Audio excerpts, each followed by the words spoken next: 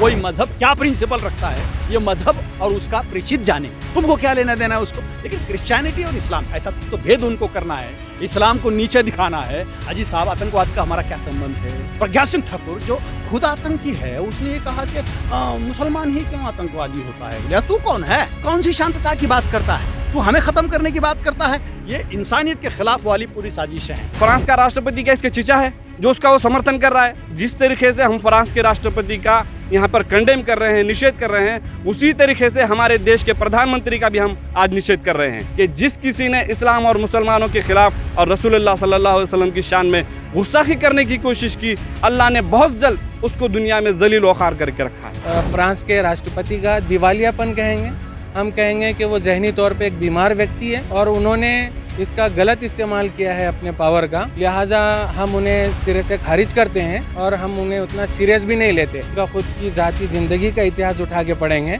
तो वो एक हरामियून नस्ल है। अमन पसंद लोगों से एक अपील और गुहार करते हैं कि फ्रांस का और फ्रेंच प्रोडक्ट्स का बहिष्कार करें और उनका बाइकाट करें। तुमने जो दावे किए थे सबका साथ, सबका विकास और सबका विश्वास वाली बात, तो यहाँ तो वो पूरा खोखला साबित होता हुआ नजर आ रहा है। हरामी भड़वे जो फ्रांस का राष्ट्रपति है मैकग्रा, उसका मैं कड़ी निंदा करता हूँ। इसने जो हमारे पैगंबर साहब के बारे में कहा है, इसको जाहिर माफ़ी मांगनी पड़ेगी। लाइव टीवी, सच सबसे आगे। फ्रांस के राष्ट्रपति मैकाग्रा ने जिस तरीके से इस्लाम और पैगंबर के बारे में जिस तरीके से अल्फाज निकाले थे, उसका पूरे वर्ल्ड में यहाँ पे उसके अगेंस्ट में आंदोलन और हर कोई जल रहा है। तो जिस तरीके से आज हम महाराष्ट्र के लातूर में हैं, हमारे साथ कुछ लोग हैं, उनसे हम जानेंगे कि जिस तरीके से फ्रांस का राष्ट्रपति है कोई, उसने मैकाग्रा ने ये कहा है कि जिस तरीके से इस्लाम, आतंकवाद, ये इन सब को जोड़कर उसने ये बयानबाजी वगैरह की है। क्या इसके बारे में लगता है, क्या आपके इसके बारे में विचार है आपके? उसमें सीधी सीधी बात जो सबके समझ में आने वाली बात है कि उनका ये राजनीतिक मुद्दा था। उनके मुल्क के उनके इलेक्शन करीब आ रहे हैं, उन्होंने अपने राजनीतिक लाभ उठाने के लिए prophet Mohammad peace be upon him को टारगेट किया है। लेकिन शायद वो ये नहीं जानते हैं कि चांद पर थूकने से थूक तो चांद पर नहीं जाएगा, वापस उनके मुंह पर आके पड़ेगा। जाहिर बात है, prophet Mohammad peace be upon him एक ऐसी दुनिया में व्यक्ति गुजरे हैं जिन्होंने पूरी दुनिया में अदल और इंसाफ के लिए आवाज़ उठाई है और पिछड़ों को खड़ा किया है और पूरी दुनिया के अंदर अमन और शांति का पैगाम लेके वो आए हैं और उसको उन्होंने फैलाया है। हम इसको फ्रांस के राष्ट्रपति का दिवालियापन कहेंगे, हम कहेंगे कि वो जहनी तौर पे एक बीमार व्यक्ति है और उन्होंने इसका गलत इस्तेमाल किया है अपने पावर का, लिहाजा हम उन्हें सिरे से खारिज करते हैं और हम उन्हें उतना सीरियस भी नहीं लेते। जाहिर बात है कि अगर आप उनका खुद की ज़ाती ज़िंदगी का इतिहास उठा के पढ़ेंगे तो वो एक हरामियून नस्ल है। वो पहले से ही उसके नाम ऐसे लोग जिसके ना माँ का पता हो ना बाप का पता हो, वो उठकर अगर prophet Mohammad peace be upon him पे आवाज़ उठाते हैं तो कहीं ना कहीं ये अपने ज़ाती लाभ उठाने के लिए, राजनीतिक फ़ायदा उठाने के लिए ये लोग ऐसी हरकतें पहले भी इन्होंने की है कार्टून बनाने को लेकर। और इससे बड़ी दुखद बात और घटना ये है कि हुकूमत हिंद भी उनको कॉपरेट करती है और उनका सपोर्ट करती है, जबकि उन्हें ये देखना चाहिए था कि कहीं ना कहीं उनका ये बयान कि वो कार्टून बनाएंगे और इस तरीके से रसूलुल्लाह सल्लल्लाहु अलैहि वसल्लम की इहानत करेंगे, इसका विरोध होना चाहिए और पूरी दुनिया इसका विरोध कर रही है। आपके इस लाइव टीवी चैनल के माध्यम से हम इस मुल्क के भारत में रहने वाले और पूरी दुनिया में रहने वाले अमन पसंद लोगों से एक अपील और गुहार करते हैं कि फ्रांस का और फ्रेंच प्रोडक्ट्स का बहिष्कार करें और उनका बाइकाट करें।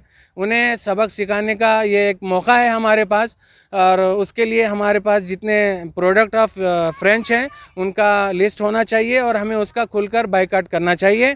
और आज के बाद ऐसे जितने भी आज से पहले जिन्होंने भी किया है और आगे भी बहुत सारे लोग इस तरह की हरकतें कर रहे हैं, उन्हें मुंह तोड़ जवाब देने के लिए उनका माली एतबार से और इकोनॉमिक तौर पर उनको काउंटर करने की ज़रूरत है। और हम ये फ्रांस के जो राष्ट्रपति हैं हम इनकी निंदा करते हैं और हुकूमत वक्त से हम ये अपील करते हैं कि वो अपने इस विचार पर गौर करें कि उन्होंने जहां कहीं ना कहीं इस मुल्क के करोड़ों मुसलमानों के दिलों को ठेस पहुंचाने का काम हुकूमत वक्त और हुकूमत हिंद ने किया है। और बहुत सारे ऐसे मुसलमान और बहुत सारे आदल और इंसाफ के चाहने वाले लोग जो कहीं ना कहीं सरकार से जुड़े हुए हैं, हम उनसे भी आग्रह करते हैं कि वो गौर करें और सोचें कि हमारा देश किस सिमत में जा रहा है। भारत एक ऐसी सरजमीन है जो संतों की, वलियों की और महापुरुषों की सरजमीन कहलाई है। ये अमन की सरजमीन है और यहाँ पर संतों का इकराम करना और उनकी इज़्ज़त करना ये भारत की संस्कृति और भारत की तहजीब रही है। हमने आज तक मुसलमान हैं, लेकिन हमने कभी ईसा जीसस के लिए कोई अपशब्द हमने नहीं कहे, हमने कभी ज्यूश और मोजेस के लिए कोई अपशब्द नहीं कहे, और हम भारत के अंदर रहने वाले जो हिंदू भाई हैं उनके जो देवी देवता हैं हमने कभी उनके लिए अपनी ज़बानों से अपशब्द नहीं कहे, और ना ही इस्लाम इस पर विश्वास रखता है और ना हमें इसकी तालीम देता है। फिर क्या वजह है कि कोई भी मुंह ऊपर उठा के आता है और prophet Mohammad peace be upon him को टारगेट करता है, लेकिन वो ये भूल जाता है कि जब वो बोलता है अपनी ज़बान से मोहम्मद, तो आप अरबी की डिक्शनरी उठा के देख लीजिए, ज़बान से जब वो मोहम्मद कहता है तो गोया अपने ज़बान से पहले वो नबी की तारीफ़ करता है। मोहम्मद के माने ही हैं कि उसकी तारीफ़ की गई, तो जैसे वो मोहम्मद कहता है गोया वो एक माना में वो तारीफ़ ही कर रहा है जाने अनजाने में। तो ऐसे हमारे नबी हैं कि जिनकी ज़ात, जिनके नाम पर नुक्ता नहीं है, लोग उनकी ज़ात पे नुक्ता और उनके फ़ोटो बना के टारगेट करने की कोशिश कर रहे हैं। ये नापाक कोशिश है। पूरी दुनिया के मुसलमानों ने इसको नोटिस किया है और हम इस तरह की बेअदबी और गुस्ताखी हरगिज़ माफ़ नहीं करेंगे। यह आने वाला वक्त बताएगा, या आने वाले इलेक्शन के इंतखाबात बताएंगे, फिर चाहे वो बिहार हो, बंगाल हो या और कोई स्टेट हो, वहाँ पर हुकूमत वक्त को इसका खमियाजा भुगतना पड़ेगा। जाहिर बात है, इसके लिए सबसे पहले तुर्की के राष्ट्रपति ने भी आवाज़ लगाई थी और उन्होंने कहा था कि जहनी दिवालियापन का शिकार हो गया है, और ये एक हकीकत बात है। एक घटना हुई, एक बच्चे ने उसके टीचर का उन्होंने कत्ल किया जो उसी का मुस्तहिक था। मसला ये नहीं है, मसला ये है कि हमारे जो वज़ीर आज़म हैं हिंदुस्तान के, श्री नरेंद्र मोदी जी, ये कहते हैं कि वो बड़ी जो है दुख भरी घटना है। उन्हें वो एक बच्चे का कत्ल किया हुआ आदमी की घटना तो नज़र आई जिसको उन्होंने दहशतगर्दी कहा, लेकिन उन्हें उसके बाद जो वहाँ के राष्ट्रपति ने जो किया उसमें उन्हें कोई ख़राबी नज़र नहीं आई। जबकि होना ये चाहिए था कि वो उसे भी कहते कि ये अगर उस बच्चे का गलत है तो तुम्हारा भी एक जिम्मेदार व्यक्ति का बयान इस तरह से देना ये भी सरासर गलत है। और हमने देखा है पूरे गल्फ़ कंट्री में और पूरी दुनिया के अंदर, चाहे सीरिया हो, फ़लस्तीन हो, चाहे अरब इमारात हो, या पूरी दुनिया में जहाँ भी इंसाफ पसंद लोग रहते हैं और इंसाफ के चाहने वाले लोग रहते हैं, उन्होंने इसका बहिष्कार किया है, इसकी निंदा की है, और हम भी इसकी घोर निंदा करते हैं। और हम भारत की हुकूमत से मुतालबा करते हैं कि कहीं ना कहीं इससे तुम्हारे अज़ाइम, भारत के अंदर रहने वाले जो अल्पसंख्यक समाज है, जो 20-25 करोड़ की तादाद में यहाँ पर रहती है, तुमने जो दावे किए थे सबका साथ, सबका विकास और सबका विश्वास वाली बात, तो यहाँ तो वो पूरा खोखला साबित होता हुआ नज़र आ रहा है। कहाँ यहाँ सबके विश्वास की बात हो रही है? तो यहाँ तो सबके विश्वास नहीं, आप सबके साथ विश्वासघात कर रहे हैं। आपको इसमें पढ़ना नहीं चाहिए था, और जब पढ़ रहे हैं तो फिर बराबरी के साथ आपको इस पर बयान देना चाहिए था। इसलिए हम हुकूमत वक्त से और हुकूमत हिंद से और यहाँ की भाजपा गवर्नमेंट से हमें मुतालबा करते हैं कि इस तरह आपका खुल के फ्रांस के साथ आना ये सरासर जुल्म है उन लोगों के साथ जो पूरी दुनिया के अंदर रह रहे हैं और ख़ास करके इस भारत के अंदर रह रहे हैं। ऐसे में हुकूमत वक्त को इस बात की नोटिस लेना चाहिए। ये तो बहुत बड़ा एक क्या कहेंगे गॉड गिफ्ट है जो ये सोशल मीडिया के माध्यम से कुछ न कुछ हक बाहर निकल के आ रहा है, सत्य के प्रकाश उभर रहा है, वरना तो मीडिया तो सारा का सारा तलवे चाटने में लगा हुआ है। जिस दिन मंत्रियों ने तलवों में जहर लगाया उस दिन सुबह सारे मीडिया वाले मुर्दे नजर आएंगे। ये हकीकत है। आप देख रहे हैं किस तरह से वो मरने वाले एक्टर दुनिया से चले गए, उनके शो के ऊपर, उनकी लाश के ऊपर कितनी राजनीति खेली गई और हुकूमत महाराष्ट्र को कितना टारगेट किया गया। ये एक पूरी तरह से हम मीडिया को सिरे से खारिज करते हैं। ऐसा भी नहीं है, गोदी मीडिया पूरी तरह से बिका हुआ है। और हक बात ये है कि ऐसा भी नहीं है कि पूरे के पूरे ऐसे हैं, उसमें चंद लोग हैं जो अपनी जगह स्ट्रगल कर रहे हैं और हमें उनके साथ खड़ा होना चाहिए और उन्हें आगे जो है कोऑपरेट करना चाहिए और उनके चैनलों को सब्सक्राइब करना चाहिए। किसी धर्म के प्रेषित के संदर्भ में ऐसे वक्तव्य किसी देश का राष्ट्रपति करता है, इसका मतलब वो राष्ट्र उसका मुस्लिम का विरोधक है। और इसके बाद उनके जो ट्वीट आए हैं वो ट्वीट मुस्लिम विरोधी हैं। उसके बाद उन्होंने वो मान्य भी नहीं किया। उसके बाद फ्रांस के संदर्भ में जो बायकॉट की मुहिम चालू हुई उसको देखते हुए देश और दुनिया पूरी इंसानियत के खिलाफ चली गई। प्रेषितों का कार्टून निकालना ये इस्लाम में तो जायज़ है ही नहीं, किसी मजहब में भी जायज़ नहीं ना। तुम क्या निकाल रहे हो? वो चार्ली पाब्दो नाम का उनका एक पाक्षिक है, वो हमेशा से हुजूर के संदर्भ में आक्षेपार्ह यानी कि बहुत ही इरिलेटिव कंटेंट प्रकाशित करता है और उसका सरकार उसको समर्थन करता है। ये बात मेरे इस्लाम के ख़िलाफ़, मेरे हुजूर के ख़िलाफ़ और इंसानियत के ख़िलाफ़ है। कोई मज़हब क्या प्रिंसिपल रखता है ये मज़हब और उसका प्रेषित जाने, तुमको क्या लेना देना है उसको। लेकिन क्रिश्चियनिटी और इस्लाम ऐसा कुछ तो भेद उनको करना है, इस्लाम को नीचे दिखाना है। अजी साहब, आतंकवाद का हमारा क्या संबंध है? मेरे आका ने आतंकवाद से समर्थित ऐसे कौन सी वक्तव्य किए? अरे एक बुढ़िया को 76 बार देखते हैं वो, और आज क्यों नहीं आई बोल के पूछते हैं। ऐसे व्यक्ति को, ऐसे प्रेषित को तुम मेरे आतंकवाद से जोड़ते हो। इस्लाम फोबिया का ये मार्गदर्शक है और इमैनुअल मैकाग्रा का जितना निषेध हो उतना कम है। लेकिन अफसोस की बात देखिए, मेरे भारत में जब उसके संदर्भ में प्रदर्शन होने लगे तो यहाँ की साध्वी ऋतुम्बरा, साध्वी प्रज्ञा सिंह ठाकुर जो खुद आतंकी है, उसने ये कहा कि मुसलमान ही क्यों आतंकवादी होता है। बोले तू कौन है? तू हिंदू है ना, तू ही आतंकवादी हो सकती है, कोई क्रिश्चियन आतंकवादी हो सकता है। भाई एक व्यक्ति के संदर्भ में किसी धर्म को जोड़ा नहीं जा सकता। जो 3 व्यक्तियों का मर्डर हुआ है वो मर्डर है, इंसानियत के खिलाफ है। चर्च में मर्डर होना गलत है, उसकी हम कंडेम करते हैं। लेकिन मुसलमान आतंकवादी होता है ये किसने बताया आपको? चार्ली पाब्दो को बंदी डालेगे तुमने। अफसोस है कि मेरे देश के प्रधानमंत्री ने भी फ्रांस का समर्थन किया, उनकी भूमिकाओं का समर्थन किया। मतलब क्या चाहते हो तुम? इस्लाम फोबिया बढ़े, इस्लाम के खिलाफ माहौल बने, इससे क्या नुकसान है और लाभ होता है? देखिए ये बात मलेशिया तक चली गई और मलेशिया के महातिर मोहम्मद साहब ने ये ट्वीट किया कि हमें तुम शांति से नहीं रहने देते।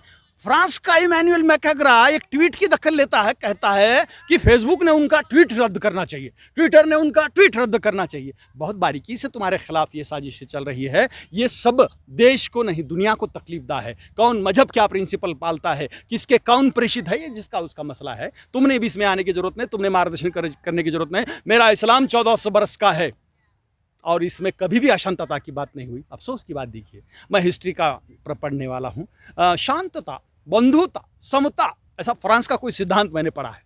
Equality, justice, brotherhood. अरे काय का ब्रदरहुड है? तू मुसलमानों के खिलाफ वक्तव्य करता है, तू कौन सी शांतता की बात करता है? तू हमें ख़त्म करने की बात करता है। ये इंसानियत के खिलाफ वाली पूरी साजिशें हैं। देखिए प्रोडक्ट का बायकॉट हुआ, किसी को अफसोस नहीं हुआ। अमेरिका भी उसके समर्थन में उतरता है। पूरा के पूरा मुल्क इस्लाम के खिलाफ चल रहा है। और अफसोस ये है कि तुर्की के अलावा अमेरिका उसको कोई मानता ही नहीं, इस बारे में वक्तव्य देने लगा है। मुझे इस बात से डर है कहीं छोटी छोटी घटनाओं को लेकर मुसलमानों को जवाबदेह और उसको पकड़कर इस्लाम और आतंकवाद की संदर्भ में बहस छोड़ने लगे तो मामूली से मामूली जो लोग हैं, काम करके खाने वाले लोग हैं, इनकी जीवनी पे फर्क पड़ सकता है। कौन किसके मजहब का है, कौन क्या पालता है, ये इसकी अपनी बात है। फ्रांस का ये कंडेम पूरे दुनिया ने करना चाहिए, क्योंकि मेरा इस्लाम प्रेषित की किसी प्रतिमा को नहीं मानता। मेरे आका की कोई प्रतिमा नहीं है, मेरे अल्लाह की कोई प्रतिमा नहीं है। तुम प्रतिमा विहीन मजहब को प्रतिमा से जोड़ते हो। हम मूर्ति पूजक नहीं है, ना ही मूर्ति भजक गए। हमारा अपना इस्लाम बहुत ही शांतता का मजहब है। हमने अपने प्रिंसिपल को हमारे सीने से लगा कर जिया है। हमारे आका हमारे लिए सर्वोच्च हैं, हमारा मजहब हमारे लिए सर्वोच्च है। तुम ताकतवर हो इसलिए बम के जोर पर, तुम मिसाइल के जोर पर हमें नहीं डरा सकते। हमने बहुत मुश्किलों से, हमारे आकाओं ने, हमारे पैगंबरों ने इस इस्लाम को हम तक लाया है। हमारी बदनामी हो चलेगा, हमें ख़त्म करो चलेगा, लेकिन मेरे आका पे कोई आए उरूज तो मैं बर्दाश्त नहीं करूँगा। अब ये वक्तव्य देखो भाजपा के एक आमदार का, उसने कहा कि मुसलमानों को इसमें गुनाह में दाखिल करो। निषेध भी नहीं कर सकते आप, मुखालफत भी नहीं कर सकते आप। क्या मतलब आता है? बोले फ्रांस की घटना है। बोले अरे तेरा कौन सा मजहब है? तू दुबई में बैठ के कंटेंट करता है ना। मतलब मेरा इस्लाम, भारत का इस्लाम अलग, मलेशिया का इस्लाम अलग, मोरक्को का इस्लाम अलग, ऐसा थोड़ी है। मेरा आका पूरी दुनिया के आका हैं, इसलिए उनके बारे में जो हुर्मती होएगी हम उसकी मुखालफत करेंगे, अपनी जान तक दे देंगे। और हम इस पर अपने कायम हैं। इस्लाम जिंदाबाद, वो जो मैकाग्रा है मुर्दाबाद, और मुर्दाबाद मुर्दाबाद। कभी बोलने नहीं वाली साध्वी जो प्रज्ञा सिंह ठाकुर है वो बोलती है हाँ भोपाल में आंदोलन हुआ, ये लोग जो हैं आतंकवादी दिखते हैं, इन पे गुनाह नोंद करो। अरे तू कौन है? मतलब डिबेट क्या आ रहा है मीडिया का? मीडिया का डिबेट हाथरस पे नहीं है, मीडिया का डिबेट गरीबी पे नहीं है, मीडिया का डिबेट ना एम्प्लॉयमेंट पे है, ना किसी विकास पे है। बस वो बातों को इस्लाम से, दहशतवाद से जोड़ना, फ्रांस की घटना को मुसलमानों के खिलाफ जोड़ना, ये तो संघीय मीडिया का काम है। आरएसएस ने पूरे अपने लोग वहाँ पे रखे हैं और वो यही काम करेंगे कि जो भी घटना मिले उसको मुसलमानों से जोड़ो, उसको बदनाम करो, इस्लाम से बदनाम करो, पैगंबरों को बदनाम करो। अफसोस की बात है कि जागतिक मीडिया हमारे साथ नहीं है। ना ही भारत का मीडिया है, ना अल जजीरा के अलावा दुनिया में कोई मीडिया हमारे साथ है। इसलिए हम क्या हैं, हमारी बात नहीं जा पाती। इसलिए तू ही गुनहगार साबित कर दे, तू ही जज बन जा, तू ही जस्टिस कर दे, हम तो मरते रहेंगे। क्या संबंध आता? बाद में कहता है कि तालिबान नहीं था। मतलब तालिबान यही बनाते हैं, लादेन वही बनाते हैं, मारते उसको वही है, ख़त्म वही करते हैं, लादेन को हमसे जोड़ते हैं। अफसोस की बात है मुसलमानों को ये बातों का ये पता ही नहीं। ये बहुत बड़ा षड्यंत्र है। रात दिन टीवी पर वही चल रहा है, तो फिर वो लोग बोलते हैं हाँ मुसलमान खराब अस्ता, मुसलमान खराबी होंगे, मुसलमान आतंकवादी होंगे। अफसोस की बात है जितनी तरीके से इसका कंडेम होना चाहिए हुआ क्या? मुसलमान डरता है अपने क्या करने का है, वहाँ का क्या करने का है। अरे उसका इस्लाम अलग, मेरा इस्लाम अलग, इसे थोड़ी है। मैं तो आवाज़ उठाऊंगा। संघीय मीडिया का भी तुम विरोध करना चाहिए, उसका निषेध करना चाहिए, हमेशा से करना चाहिए। इस्लाम और मुसलमानों के ताल्लुक़ से बदगुमानी रखने वालों को तारीख़ उठाकर देख लेनी चाहिए।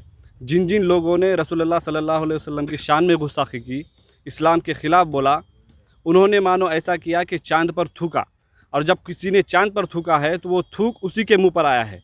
जिस किसी ने रसूलुल्लाह सल्लल्लाहु अलैहि वसल्लम की शान में गुस्ताखी की, सारी दुनिया ने देखा कि उनकी कैसी मौतें हुई हैं। और आज जो लोग जिस तरीके की कोशिश कर रहे हैं कि रसूलुल्लाह सल्लल्लाहु अलैहि वसल्लम के कार्टून बनाए जाएं या इस्लाम को आतंकवाद से जोड़ा जाए, तो इनको भी कुछ ही दिनों में आप देख लेंगे कि इनका भी हाल माजी में जिन लोगों का हाल हुआ था वैसे ही हाल इनका भी हो जाएगा। क्योंकि रसूलुल्लाह सल्लल्लाहु अलैहि वसल्लम की शान में गुस्ताखी करने वालों का आप तारीख़ उठाकर देखिए। अफसोस की बात तो ये है कि एक हालिया हादसा है कि फ़्रांस के राष्ट्रपति एक सोफिया स्टेफनी नामी एक लेडी है, सोशल वर्कर, ऑस्ट्रेलिया की, फ्रांस की, जो विद्रोहियों ने उसे कैद कर लिया था और एक पोप के रिक्वेस्ट पर उसको छोड़ दिया गया। 4 साल की बंदी के बाद उसको रिहा किया गया। तो यही फ्रांस का राष्ट्रपति उसको रिसीव करने के लिए गया। तो अल्लाह की मार कैसी रीति आप देखिए कि जब उसको रिसीव करने के लिए गया, वो नीचे आई, उसने उसको शेक हैंड किया। उस वक्त उसने कहा कि अब मैं सोफिया नहीं हूँ, मैं मरियम हूँ, मैंने इस्लाम कबूल किया है। तो ऐसी चपराक उसने उस राष्ट्रपति को लगाई। और अफसोस की बात यह है कि जिस देश में आस्था की बुनियाद पर टाइटल सूट के जजमेंट दिए जाते हों, बाबरी मस्जिद का जजमेंट टाइटल सूट है और उसको आस्था की बुनियाद पर दिया गया। जिस फैसले को जिस देश में आस्था की बुनियाद पर टाइटल सूट के जजमेंट होते हो, उस देश के 30 करोड़ भारतीयों की आस्था को ना देखते हुए हमारे मुल्क का प्रधानमंत्री उस फ्रांस के राष्ट्रपति के सपोर्ट में ट्वीट करता है, उसका समर्थन करता है। हम 30 करोड़ तो इस देश के भारतीय हैं, इस देश के नागरिक हैं, ये सबको मालूम है। हमें समझ ये नहीं आया कि फ्रांस का राष्ट्रपति क्या इसके चीचा है जो उसका वो समर्थन कर रहा है। तो जिस तरीके से हम फ्रांस के राष्ट्रपति का यहाँ पर कंडेम कर रहे हैं, निषेध कर रहे हैं, उसी तरीके से हमारे देश के प्रधानमंत्री का भी हम आज निषेध कर रहे हैं, जिसने गुस्ताख के सपोर्ट में ट्वीट किया और एक लेटर निकाला कि हम उसके सपोर्ट में खड़े हैं। अफसोस की बात है, जिस देश की अदालतें आस्था की बुनियाद पर टाइटल सूट का जजमेंट देती हैं, उस देश के 30 करोड़ लोगों की आस्था को ताक पर रखते हुए फ्रांस के राष्ट्रपति के सपोर्ट में हमारा प्रधानमंत्री ट्वीट करता है। दोनों का हम कंडेम करते हैं, फ्रांस के राष्ट्रपति का भी और हमारे मुल्क के प्रधानमंत्री का भी हम कंडेम करते हैं, निषेध करते हैं। और उनको ये बात याद दिलाना चाहता हूँ कि जिस किसी ने इस्लाम और मुसलमानों के ख़िलाफ़ और रसूलुल्लाह सल्लल्लाहु अलैहि वसल्लम की शान में गुस्ताखी करने की कोशिश की, अल्लाह ने बहुत जल्द उसको दुनिया में जलील वखार करके रखा है, इनको भी करके रखेगा। देखिए, सबसे पहले मैं उस हरामी भड़वे जो फ्रांस का राष्ट्रपति है मैकग्रा, उसका मैं कड़ी निंदा करता हूँ। उस हरामी का जो 12 का है, वो राष्ट्रपति एक ओहदे पे है, राष्ट्र का एक प्रमुख होने के नाते उसको शोभा नहीं देता और उसकी औकात नहीं है हमारे मोहम्मद पैगंबर साहब के बारे में उनका नाम लेने की। इस हरामी की औकात नहीं है। इसने जो हमारे पैगंबर साहब के बारे में कहा है, इसको जाहिर माफ़ी मांगनी पड़ेगी, वरना हम उसकी कड़ी निंदा करेंगे। उस हरामी को हम बताना चाहते हैं, चैलेंज करना चाहते हैं, मोहम्मद पैगंबर हमारे सच्चे इंसान, जो कि सच्चे उनके विचार आज हर कोई उनको ये कर सकता है। ये कोई सादे सूदे व्यक्ति नहीं है। इस हरामी भड़वे को मैं बताना चाहता हूँ, मैकग्रा को जल्द से जल्द मोहम्मद पैगंबर साहब के बारे में उसने जो भी कहा है वो अपने शब्द वापस ले, मैं ऐसा कहना चाहता हूँ। लाइव टीवी, सच सबसे आगे।